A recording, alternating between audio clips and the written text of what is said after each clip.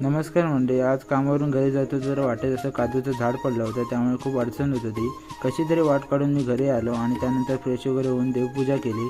देवपूजा झाल्यानंतर आई आज दुपारच्या जेवणासाठी पुरणपोळी करणार होती.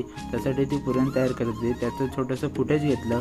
दुपारी मस्तपैकी जेवण करून मी गेलो होळीच्या ठिकाणी, ज्या ठिकाणी आज आपली होळी तोडणार होती. त्या ठिकाणी गावातील सर्व गावकरी, मानकरी आणि मुंबई पुण्यावरून आलेले चाकरमानी उपस्थित होते.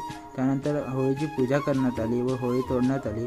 होळी तोडल्यानंतर आम्ही गावातील सर्व मुले मिळून ते खेळत मंदिराकडे घेऊन निघालो.